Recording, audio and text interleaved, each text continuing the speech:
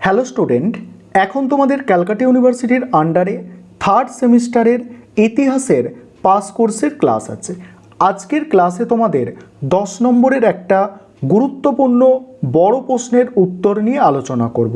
প্রশ্নটা তোমরা দেখতে পাচ্ছ। প্রশ্নটা হচ্ছে, ইলিয়াস শাহী বংশ কোন দিক থেকে বাংলার ইতিহাসে এক নতুন অধ্যায়ের সূচনা করে, অথবা ইলিয়াস শাহী বংশের গুরুত্ব আলোচনা করো। প্রশ্নটা ঘুরিয়ে আসতে পারে, অর্থাৎ অথবা দিয়ে এই প্রশ্নটাও আসতে পারে যে ইলিয়াস শাহী বংশের গুরুত্ব আলোচনা করো।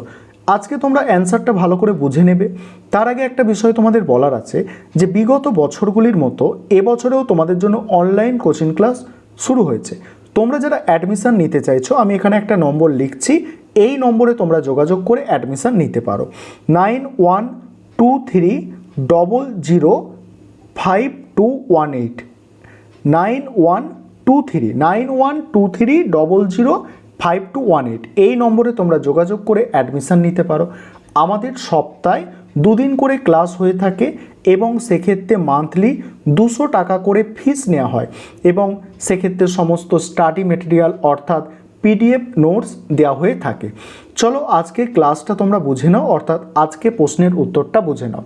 খুব সহজ ভাষায় লেখা হয়েছে নোটটা, যাতে তোমাদের সহজে মনে থাকে, তোমরা মনে রাখতে পারো, এবং কোয়ালিটি মেনটেন করা হয়েছে যাতে তোমরা পরীক্ষায় লিখলে ভালো নম্বর পেতে পারো। চলো তাহলে অ্যান্সারটা বুঝে নাও। প্রথমে তোমাদের একটা ইন্ট্রোডাকশান অর্থাৎ ভূমিকা লিখতে হবে। সেখানে কি লিখবে দেখো, দিল্লির সুলতানি শাসনের দুর্বলতার সুযোগে শামসুদ্দিন ইলিয়াস শাহ বাংলায় স্বাধীন সুলতানি শাসন প্রতিষ্ঠা করে, যা ইলিয়াস শাহী শাসন নামে পরিচিত। তাহলে ইলিয়াস শাহী বংশের প্রতিষ্ঠাতা কে? শামসুদ্দিন ইলিয়াস শাহ। এটা মনে রাখবে, এটা ছোট প্রশ্ন আকারে 1 নম্বরের আসতে পারে। তারপর দেখো, 1342 খ্রিস্টাব্দ থেকে শুরু করে ইলিয়াস শাহী শাসন প্রায় 150 বছর বাংলায় স্থায়ী ছিল। এই সময়কালে ইলিয়াস শাহ ছাড়া সিকান্দার শাহ, গিয়াসউদ্দিন আজম শাহ প্রমুখ দক্ষ সুলতান বাংলায় রাজত্ব করেছিলেন। তাদের আমলে বাংলার রাজনৈতিক, সাংস্কৃতিক, অর্থনৈতিক প্রভৃতি ক্ষেত্রে উল্লেখযোগ্য অগ্রগতি লক্ষ্য করা যায়, যা ইলিয়াস শাহী বংশের শাসনকালকে ইতিহাসে স্মরণীয় করে রেখেছে। এবারে তোমরা দেখো রাজনৈতিক ক্ষেত্রে গুরুত্ব, এই পয়েন্টটা বুঝে নাও। ইলিয়াস শাহী বংশের সুলতানরা দিল্লির সুলতানি শাসনকালে বাংলায় স্বাধীন রাজ্য গড়ে তুলেছিল।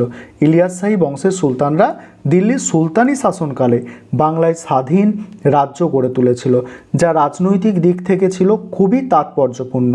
এছাড়া ইলিয়াস শাহী বংশের বিভিন্ন সুলতান যুদ্ধ জয়ের মাধ্যমে বাংলায় তাদের সাম্রাজ্যের সীমা বহু দূর পর্যন্ত বিস্তৃত করেছিল।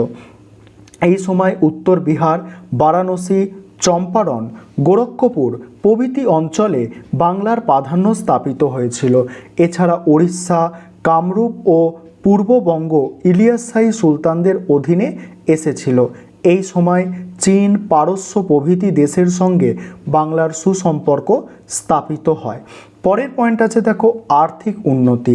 ইলিয়াস শাহী সুলতানদের আমলে বাংলার শান্তি শৃঙ্খলা স্থাপিত হওয়ার ফলে অর্থনৈতিক অবস্থার উন্নতি ঘটে। বিখ্যাত পর্যটক ইবন বতুতা তার রচনায় বাংলায় উন্নত কৃষি ব্যবস্থার বর্ণনা দিয়েছেন। কৃষিকে কেন্দ্র করে বাংলায় শিল্প ও বাণিজ্যের প্রসার ঘটেছিল। তারপরে দেখো পরের পয়েন্ট কি আছে, পরের পয়েন্ট আছে যে ধর্মীয় সমন্বয় নীতি। ইলিয়াস শাহী যুগে বাংলায় হিন্দু ও মুসলিম ধর্মের মধ্যে সমন্বয়ের চিত্র ধরা পড়ে। সুলতানরা ধর্মনিরপেক্ষভাবে শাসন পরিচালনা করতেন। ইলিয়াস শাহ প্রশাসন ও সেনাবাহিনীর বহু গুরুত্বপূর্ণ পদে যোগ্য হিন্দুদের নিয়োগ করেছিলেন। ইলিয়াস শাহ প্রশাসন ও সেনাবাহিনীর, ইলিয়াস শাহ কি দেখো, প্রশাসন ও সেনাবাহিনীর বহু গুরুত্বপূর্ণ পদে যোগ্য হিন্দুদের নিয়োগ করেছিলেন। গ্রামীণ শাসন ও রাজস্ব ব্যবস্থায় হিন্দু জমিদারদের প্রাধান্য এ যুগে বজায় ছিল। এর ফলে হিন্দু জমিদার ও গ্রাম প্রধানরা ইলিয়াস শাহী যুগে সমৃদ্ধ হয়েছিল। তারপর দেখো ইসলাম ধর্মের বিস্তার। পরের পয়েন্ট, বাংলায় ইসলাম ধর্ম বিস্তারের ক্ষেত্রে সবচেয়ে উল্লেখযোগ্য সময় ছিল ইলিয়াস শাহী যুগ। এই যুগে একদিকে যেমন মুসলিম ধর্মগুরুরা ইসলাম ধর্মের প্রচার চালিয়েছিল, তেমনি বহু সুফি সন্ত ইসলামের আদর্শ জনসাধারণের সামনে তুলে ধরেছিল। তাছাড়া সুলতানদের আনুকূল্যে এই সময় বহু মসজিদ মাদ্রাসা গড়ে উঠেছিল। ইসলাম ধর্মের সাম্য শান্তির চিন্তাধারা বাংলার নির্যাতিত নিম্নবর্গের মানুষদের আকৃষ্ট করেছিল, ফলে বহু নিম্নবর্ণের হিন্দু ইসলাম ধর্ম গ্রহণ করেছিল। তারপরে দেখো ভাষা ও সাহিত্যের উন্নতি। বাংলা ভাষা ও সাহিত্যের বিকাশের ক্ষেত্রে ইলিয়াস শাহী বংশের শাসনকাল বিশেষভাবে স্মরণীয় হয়ে আছে। এ যুগে বাংলা ভাষা চর্যাপদের যুগ অতিক্রম করেছিল। ইলিয়াস শাহী সুলতানদের পৃষ্ঠপোষকতায় বাংলা ভাষায় বহু কাব্য রচিত হয়েছিল। কীর্তিবাস ওঝা, মালাধার বসু, চণ্ডীদাস, বিদ্যাপতি প্রমুখ এই যুগে আবির্ভূত হয়েছিল। এই যুগে মালাধার বসু শ্রীকৃষ্ণ বিজয় কাব্য রচনা করেছেন। এই অমর সৃষ্টির জন্য বরবক শাহ তাকে গুণরাজ খাঁ উপাধি প্রদান করেছিলেন। এই সময় কীর্তিবাস ওঝার রামায়ণ, বিদ্যাপতির পদাবলী সাহিত্য, চণ্ডীদাসের রচনা, বিজয়গুপ্তের মনসামঙ্গল কাব্য প্রভৃতি বাংলা ভাষা ও সাহিত্য সমৃদ্ধ করেছিল। শিক্ষার উন্নতির জন্য এই যুগে বহু মাদ্রাসা ও মক্তব গড়ে উঠেছিল। তারপরে দেখো পরের পয়েন্ট কি আছে, শিল্প ও স্থাপত্যের বিকাশ। সেখানে কি বলা হচ্ছে, শিল্প ও স্থাপত্যকর্মের বিকাশে ইলিয়াস শাহী বংশের শাসনকাল ছিল গুরুত্বপূর্ণ। এ যুগে বহু বিখ্যাত স্থাপত্যকর্ম গড়ে উঠেছিল। সিকান্দার শাহের আমলে 1368 খ্রিস্টাব্দে পান্ডুয়ায় বিখ্যাত আদিনা মসজিদ নির্মিত হয়েছিল।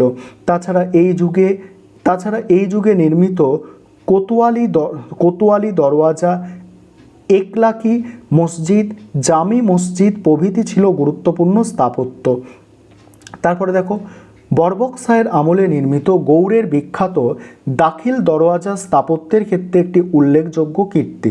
উপসংহার: একটি স্বাধীন ও স্থায়ী শাসন ব্যবস্থার অস্তিত্বের ফলে ইলিয়াস শাহী আমলে শিক্ষা, সংস্কৃতি, সমাজ, রাজনীতি, অর্থনীতি ইত্যাদি সর্বক্ষেত্রেই পরিবর্তন উৎকর্ষতা পরিলক্ষিত হয়।